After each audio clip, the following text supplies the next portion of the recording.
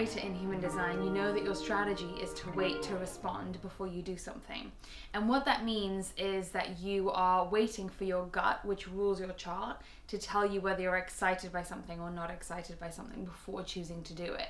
So how you navigate your decisions in your life is not dependent on whether you're using your brain to make that decision, but it's actually letting your gut decide.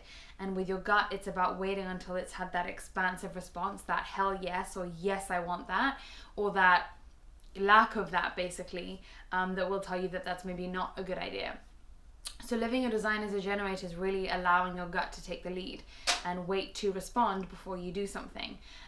So what we wanted to do in this video is to answer a couple of questions of what examples in which we need to wait for our gut to respond and which decisions we can make in life that maybe we don't need to wait for our gut to respond. So let's get into your questions.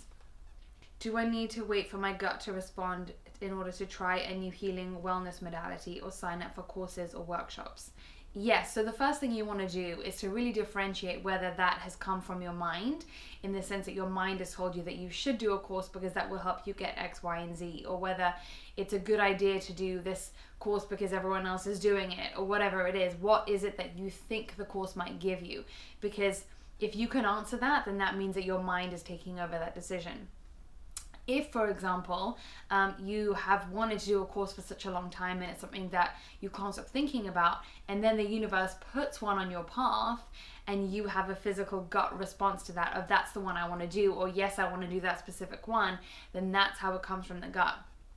So there's nothing wrong with wanting something if it's like a true longing inside you, if that's obviously the universe trying to tell you that it's something that it would be good for you to do, but you don't want to do it unless you've had, like a specific course or something that has lit you up before trying to actually, sign up for it. Do I need to wait for a response before going for a new job? It's a similar thing, right? You need to, whether you're looking for the job or whether the job has kind of just been put on your path, does that job actually excite you? Are you getting that visceral, physical, like, hell yes, I want to do that? And if not, then it's a sign that you shouldn't be doing it.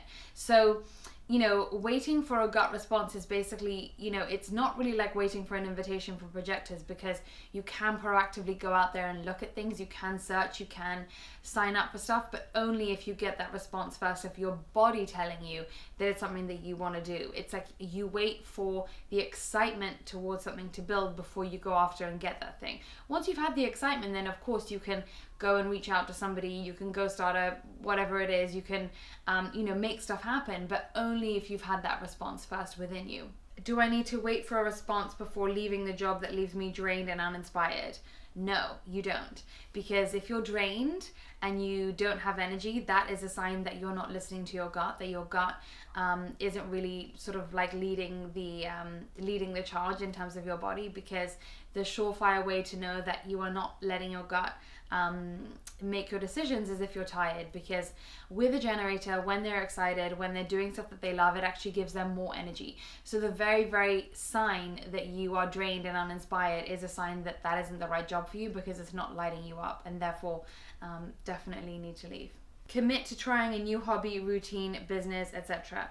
Yes, you need to make sure you're lit up about these things. So again, try not to do the routine because you think it will give you more success, or try not to make yourself do certain things just because of what you think they'll give you. The thing about the mind is it's always trying to make decisions about in the present about what it thinks the future outcomes will be, and actually we have no way of knowing that, if you definitely do A, then it will definitely need to B. However, what we do know is that if you listen to your gut and what it's excited about, then it will lead you to where you're supposed to be. That's when you align with destiny.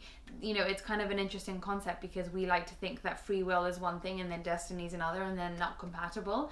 But actually, by exercising your free will, you already align yourself with the destiny. So both kind of coexist. And so for you as a generator or a manifesting generator, that is more generator than manifester, energy-wise, you know that if you're listening to your gut, that is the universe saying, go here. If you're excited by something, you don't have to know why, you just have to go and do it. So, when we're talking about starting a business, starting a new routine, make sure you're excited about it first. That is what waiting to respond is. It's literally waiting until you've had a visceral, physical excitement or lit upness about that thing, and then go do it. Don't try and intellectualize the process. Do I need to wait to respond before starting my own business? It's literally, if you're excited by that business, then yes, you've waited to respond because you've checked in and seen if your gut has gotten excited. Wait for your gut to get on board, basically. And when it's excited, that means it's a-okay to go and do that thing, no matter what it is. In terms of things like, waking up in the morning or eating a meal, any of those things too, those are also things you have to make sure you're excited by. So don't just eat something because you're told that it's a healthy thing or that you should eat it. You have to wait until you're actually physically excited. You have to wait until you're excited about the prospect of waking up at 9 a.m. or waking up at 6 a.m. And each one will be different for different people, but which is the one that makes you so excited at the thought of it that it would almost feel like, oh my God, it would be a delight that I could be so lucky to enjoy that. That would be my dream scenario. What is that for you as a generator? Signing up for B School, how long do I wait? So I actually know what B School is. B School is like an online business school training. You have to wait until your gut is excited. And what's interesting is that, for example, we could get kind of caught up in this matrix of like timelines and deadlines trying to push us and pressure us into making a decision. But let's say, for example, right now, your gut hasn't given you the clarity on whether it's excited about it in this round, and you still don't know if you're excited by it before the deadline runs up to sign up. It could very well be, for example, that you weren't supposed to do it. It could very well be that next year is better timing for you, even if we try to tell ourselves like the sooner is always better. We don't know what you could manifest in a year or how different your life could be. So it's important to also not let timelines and deadlines kind of pressure you or pressure your gut into kind of squeezing a decision out of it. It needs to have its own time and come to things, as it's supposed to. What I will say is that usually the gut is quite instant. It's not something that takes very much time. So usually when we feel like things are taking a long time, it's because we have other voices inside of us that are interfering with that voice of the gut. Because usually when the gut sees, smells, learns, whatever comes in touch with that specific question, like that food, that business school, that business opportunity, that job idea, whatever, as soon as you're kind of interacting with that thing or the idea of that thing, your gut is going to have a response to it straight away. And it's either going to be no response or a negative response, or it's going to be a positive response. And if we feel like it's an uncertain thing, it's usually that either we've had no response, which means we should be saying no to it, or we feel like we want it, but we've judged already what, we maybe are letting our minds get in the way of saying you should want this, or it's bad to want this, or make yourself want it more, or, our spleen is kind of interfering with that too. Or our emotions, for example, if you're an emotional generator, sometimes that can obviously delay the process too. So what we have to remember is that the gut does usually know straight away, but we have to kind of, practice it like a muscle and see how good we get at being able to tell, okay, that's the voice of my gut, this is the voice of my mind, these are my other voices inside me, and to be able to manage those separately and to really hone in on which one is the gut. Eat something, watch something, leave my house. Yes, do those things sound exciting to you? Are you excited to do them, or are you not? Leave my steady 9-to-5 to pursue a creative endeavor. Yes, I would literally try and get into the energy of what the creative endeavor is and think about whether that one excites you more than the 9-to-5. Now, what you have to know is that there's no right answer to this. There are some people who are lit up by the 9-to-5 and some people who are lit up by the creative endeavor. And if both are exciting to you, that's also trying to tell you that you kind of should be entertaining both and keeping both alive, because all the things that you're excited by are literally here to serve your gut. Because remember, as a generator, what you're here to do most than anything else is to actually light other people up, to light up the world. And the way that you do that is by showing up with your life force and being sparkly and being energized and juicy and magnetic everywhere you go. And so everything that is exciting you is not so much that you're engaging in it, it's that you're using it to stoke the fire of your gut, your generator, to make you a more high vibe, magnetic person. So just try and remember that none of these things have power over you. It's like they are in service to you and they're coming onto your path, or the universe is sending them to you to literally help you vibrate higher. Make art and share it on Instagram. So this is a really interesting one because, again, there's so much messaging about how we should be doing that, marketing ourselves that way these days, and how, that's the only good way, for example, one of the only good ways to get yourself heard and get your message out, whatever. But if you are someone who really doesn't resonate with Instagram, would prefer to share your ideas in different ways, think about why. Maybe either that could be fear that's blocking you, it could be sort of lack mentality that's blocking you, or it genuinely could be that it just doesn't resonate with you. So you have to ask yourself that question of, am I turned off by sharing my art that way because I feel like I'm judging it, I think it's cheesy, I don't want to be doing what everyone else is doing or whatever. Try and think about what those voices in your head might be. Or ask yourself whether it's just genuinely that there's no blockage to it, it's just that you don't find it exciting. And what you can do in such an occasion is try and do it and see if it gets exciting to you as you go. So something like that, where it's like you'll be doing it many, many times in small ways, definitely start it if you feel like you're curious and open to it. And if it doesn't resonate with you, if you're not finding it exciting, then just give it up. What if your gut tells you yes to two different situations that are incompatible? This is a really good one. Firstly, I would challenge you to think about why you believe these are incompatible. They could be incompatible, obviously, because you can't physically do both at the same time. But also there are many reasons, many occasions where we think things are incompatible, but they're not. The second part of this question is it truly your gut telling you yes to both?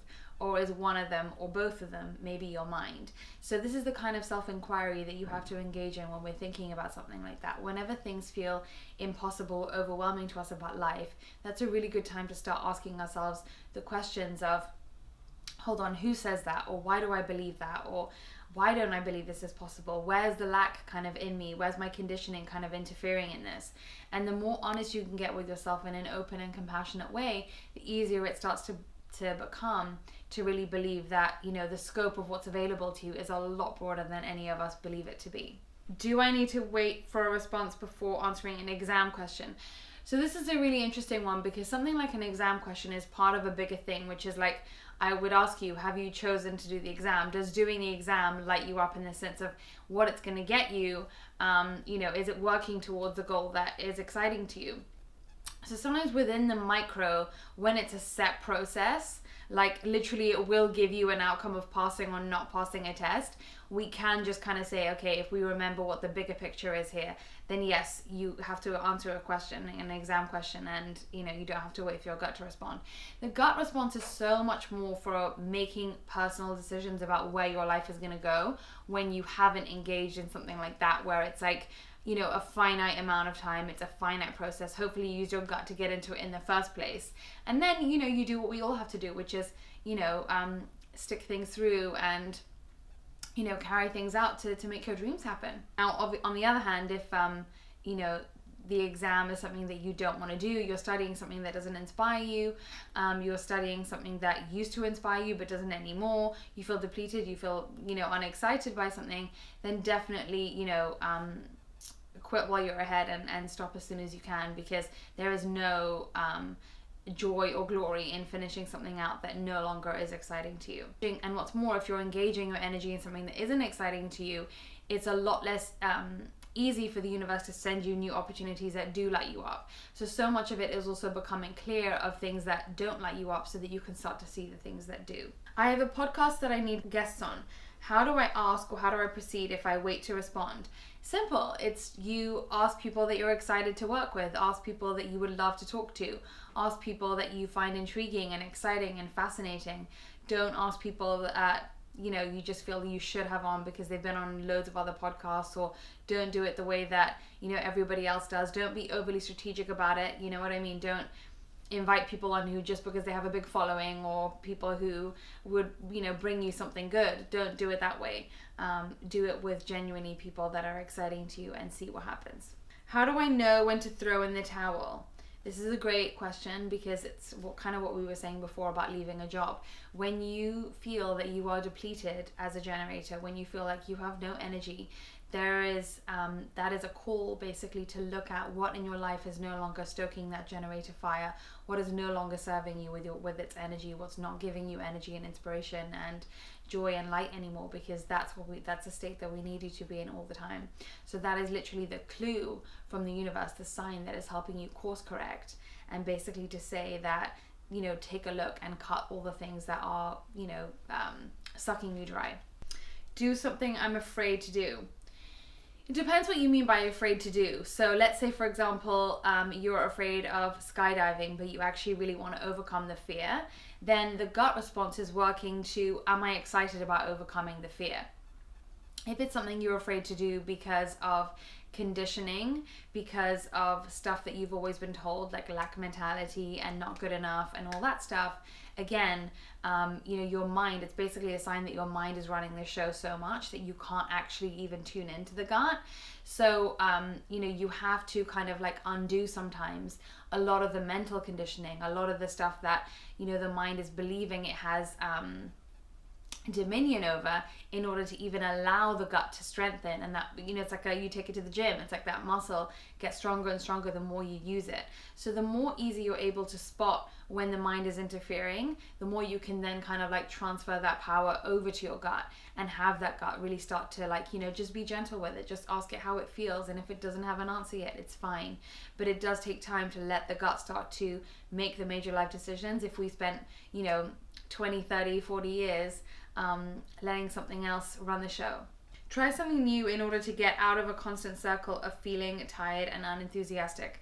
That's an amazing question, because it's exactly kind of what we're saying. It's like you don't know how you feel about that something new. Maybe you don't have that kind of straight connection yet with the gut being excited about something, but does the idea of trying something new sound better to you than feeling tired and unenthusiastic and being stuck in a cycle? I would guess a yes.